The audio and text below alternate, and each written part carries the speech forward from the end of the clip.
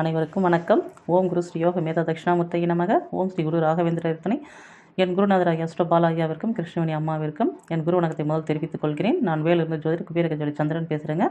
இன்றைக்கி பார்த்தீங்கன்னா, ஒரு கிரகம் தசை நடத்தினா அந்த தசை வந்து எல்லோருக்குமே வந்து ஒரே மாதிரியான பலனை தருதா அப்படின்னு இல்லாமல் எப்படி வேறு வேறு விதமாக வந்து பலன்களை தருது அப்படின்றத பற்றி இன்றைக்கி இந்த பதிவில் பார்க்கலாம்.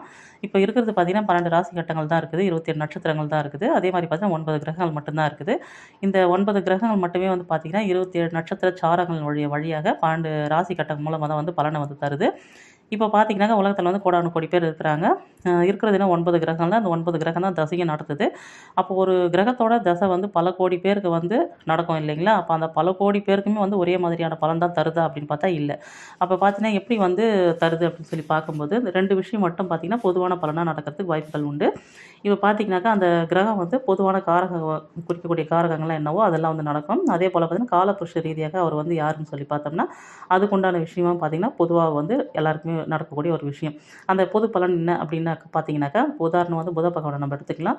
இப்போ புதன் தசை வந்து பல கோடி பேருக்கு வந்து நடக்குதுன்னாக்கா, இது வந்து பொது பலன் எப்படி சொல்கிறது பார்த்தீங்கன்னா, புதன் சொல்லக்கூடியவர் வந்து ஒரு அறிவுக்கு காரகன், ஒரு ஒப்பந்தத்தை குறிக்கக்கூடிய ஒரு கையெழுத்தை குறிக்கக்கூடியவர்.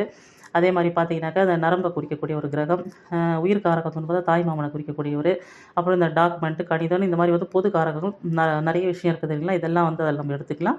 அதே போல் பார்த்தீங்கன்னா காலபுருஷனுக்கு அவர் யாருன்னு நம்ம பார்க்கணும். அப்போ காலபுருஷனுக்கு வந்து மேஷத்துக்கு பார்த்தீங்கன்னா 3க்கும் 6க்கும் உடைய ஒரு அதிபதியாக வரதுனால, இப்போ 3ஆம் இடம் சொல்கிறது இளைய சகோதரம், வீரியம், விஜயம், வெற்றி, சிறுதூர பயணம், அதே மாதிரி பார்த்தா தொலைத்தொடர்பு, அது மாதிரிலாம் வந்து அந்த 3ஆம் இடத்தை நம்ம குறிப்பிட்டு சொல்லலாம். அதே போல் பார்த்தீங்கன்னா 6ஆம் இடம்னு சொல்லக்கூடிய ருண ரோக சத்துரத்துக்கு வந்து இந்த வந்து புதன் வந்து ஆதிபத்தியம் பெற்று வரக்கூடிய ஒரு கிரகமாக வராரு. அப்போ இந்த இந்த இடத்துலலாம் பார்த்தீங்கன்னாக்கா வம்பு, வழக்கு, கடன் அந்த மாதிரிலாம் ஏற்படுறதுக்கு வாய்ப்புகள் இருக்குது. அந்த கடன் பட்ட நிலை கூட பார்த்தீங்கன்னா வரும். அக்கம் பக்கம் சண்டை வரக்கூடிய தன்மை, நோய் ஏற்படக்கூடிய ஒரு தன்மை, நரம்பு மண்டலத்திலாம் வந்து பிரச்சனைங்க வரக்கூடிய ஒரு தன்மை, அடிவயிறில் பிரச்சனை வரலாம். இந்த போலீஸ் ஸ்டேஷன் போகிறது, கோர்ட்டு போகிறதெல்லாம் வந்து பார்த்திங்கனாக்கா அந்த புத பகவான் வந்து இருக்கக்கூடிய நிலையை பொறுத்து அவங்களுக்கு வந்து அது பிரச்சனையாகி அவங்க அந்த போலீஸ் ஸ்டேஷனுக்கு கோர்ட்டுக்கெலாம் வந்து போகிறாங்களா, அப்படிலாம் வந்து ஒரு பாஸ்போர்ட் வாங்குறதுக்கோ ஏதாவது ஒரு சர்டிஃபிகேட் வாங்குறதுக்கோ அந்த மாதிரிலாம் வந்து இந்த மாதிரி இடத்துக்குலாம் வந்து போக வேண்டிய ஒரு சூழ்நிலை ஏற்படுதுன்றதை பொறுத்து நம்ம வந்து அந்த புதனுடைய நிலையை பொறுத்து அந்த 17 வருஷத்தில் ஒரு முறையாவது இந்த சூழ்நிலைகள்லாம் வந்து காலபுருஷனுக்கு 6ஆம் அதிபதியாக வர்றதுனால அந்த புதன் தசையில் வந்து இந்த பலன்கள் நடக்கக்கூடிய ஒரு வாய்ப்புகள் கண்டிப்பாக உண்டுங்க. அப்படி பார்க்கும்போது அந்த புதனோட நிலைமை நம்ம ஃபஸ்ட்டு பார்க்கணும். சுப பலனில் இருந்துச்சுனாக்கா சுப பலன்களும், அசுபத்தன்மையில் இருக்கும்போது அசுப பலன் நடக்கக்கூடிய ஒரு வாய்ப்புகள் இருக்கும். இது வந்து பொதுவான விஷயம் எல்லாருக்கும் நடக்கக்கூடியது. ஆனால் பார்த்தீங்கன்னாக்கா இதே போல் வந்து நம்ம வந்து மற்ற கிரகங்கள் இப்போ சுக்கிர தசை நடக்குதுன்னா அதுக்குண்டான மாதிரி வந்து பார்க்கணும். அந்த மாதிரி எல்லா கிரகத்துக்கும் வந்து நம்ம பார்த்துக்கலாம். இது பார்த்தீங்கன்னாக்கா ஒரு வீட்டில் வந்து இருக்கிறது பார்த்திங்கனாக்கா சனி தசையோ இல்லை கேது தசையோ ஏதாவது எந்த தசையாக இருந்தாலும் இருக்கிறது 9 கிரகன்றதுனால வந்து 2-3 பேருக்கு கூட வந்து பார்த்திங்கன்னா ஒரே தசை வந்து ஒரு குடும்பத்தில் நடக்கக்கூடிய வாய்ப்புகள் வந்து வரும்.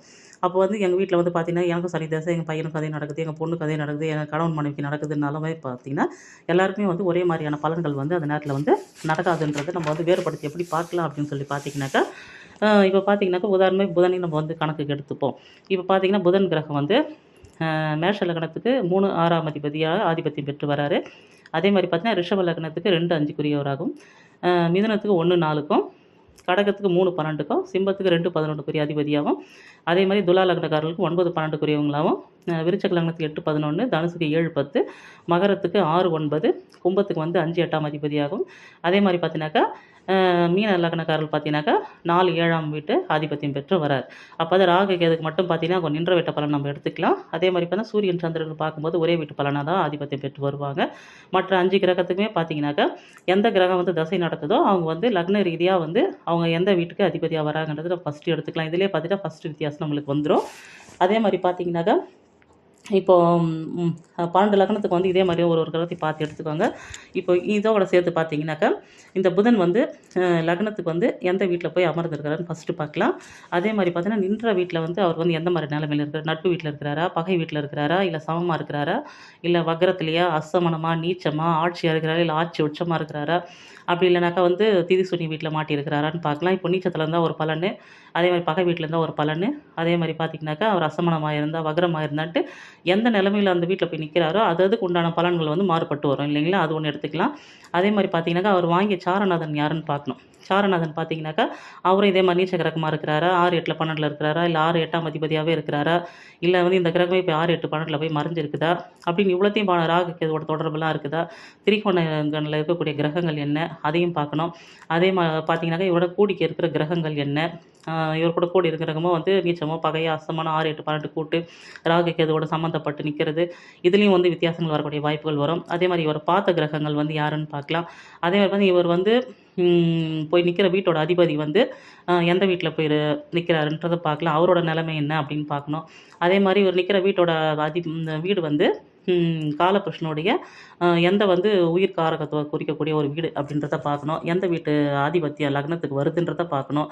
அதே மாதிரி பார்த்தீங்கன்னா இவரோட சாரத்தில் வந்து வேறு எந்த கிரகம் இருக்கிறாங்கன்னு பார்க்கணும். அவரும் சேர்ந்து இயங்கக்கூடிய ஒரு நிலைமை இருக்கும்.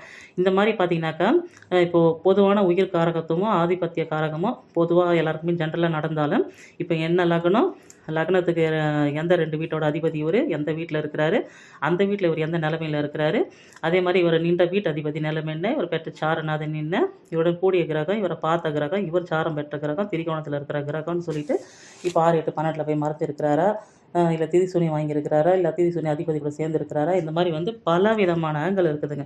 அதே மாதிரி பார்த்தீங்கன்னாக்கா இவர் தசை நடத்தினாக்கா அடுத்தடுத்து வரக்கூடிய புத்திகள்லாம் பார்த்தீங்கன்னா 8 புத்திகள் மாறி வருது இல்லை, அந்த மாதிரி ஒருத்தருக்கு ஒரு புத்தி நடக்கும், இன்னொருத்தருக்கு இன்னொரு புத்தி நடக்கலாம். அதே மாதிரி பார்த்தீங்கன்னாக்கா அந்தரம் பார்க்கலாம், சூட்சமும் பார்க்கலாம், பிராணன் பார்க்கலாம். அதே மாதிரி பார்த்தீங்கன்னா வர்க்க சக்கரத்தில் ஒரு வாங்கியிருக்கிற பாடல்கள் பார்க்கலாம். இந்த மாதிரி பார்த்தீங்கன்னா இத்தனை விதமான விஷயம் இருக்குது. ஒரு கிரகத்தை வந்து எடுத்துக்கிட்டோம்னாக்கா இப்போ எல்லாருக்குமே ஒரே மாதிரியே வந்து நடக்கிறதுக்கு ஏன் வாய்ப்பு இல்லைனாக்கா, இந்த மாதிரி ஒரே கிரகமாகவே இருந்தால் கூட ஒருத்தருக்கு ஒரு மாதிரி நிற்கும், ஒரு மாதிரி கிரகங்கள் பார்க்கும். இவரோட நிலைமையே வேறு மாதிரி இருக்கலாம், லக்ன ரீதியாக மாறுபடலாம். அந்த மாதிரி வந்து பல விஷயங்கள் வந்து மாறுபடலாம். இப்போ சுக்கிர தசை நடக்குதுனாக்கா அந்த 20 வருஷம் ஓஹோன்னு இருக்குமா அப்படின்னு சொல்லிட்டு கேட்டாக்கா கிடையாது. சுக்கிர தசையில் வந்து பார்த்தீங்கன்னா திருமணம் ஆகாமல் இருக்கிறவங்களோட வந்து நான் நிறைய பேரை பார்த்துருக்கேன். அந்த இது ஒரு டைமில் பார்த்தீங்கன்னாக்கா தாய் தகப்பன் வந்து தவறுனவங்களை கூட வந்து நான் வந்து பார்த்துருக்குறேன். அதே மாதிரி கேது தசை நடக்கும்போதெல்லாம் வந்து பார்த்தீங்கன்னாக்கா கெட்டு போயிடுமா அப்படின்னாக்கா அதுவும் கிடையாது. எந்த கிரகமானாலும் அவங்க நிற்கக்கூடிய வீடு என்ன, அதே போல் பார்த்தீங்கன்னாக்கா அவங்களோட நிலைமையை அந்த பர்சன்டேஜ் நம்ம எடுத்து அந்த அடுத்தடுத்த ஸ்டெப்புக்கு வந்து போகணும். இவ்வளோ விஷயங்கள் இருக்குது. ஒரு இது நடத்தும்போது ஒரே கிரகம் வந்து தசையை வந்து பல பேருக்கு நடத்தினாலும் எல்லாருக்குமே வந்து ஒரே மாதிரியான வந்து பலன்கள் வந்து கிடைக்காது. அவங்களோட ஜாதகத்தில் எந்தெந்த அமைப்பில் இருக்குதுன்னு பார்த்து நம்ம வந்து பர்சன்டேஜை வந்து நம்ம வந்து கணக்கெடுத்து அதுக்கு தகுந்த மாதிரி தான் வந்து பலன் நடக்குன்றதை நம்ம இதிலேருந்து தெரிஞ்சுக்கலாங்க. சரிங்க, இதோட என்னோடய உரையை முடித்துக் கொள்கிறேன். மீண்டும் அடுத்த நல்லதொரு பதிவில் சந்திக்கலாங்க. நல்லதே நடக்கும். நன்றி, வணக்கம்.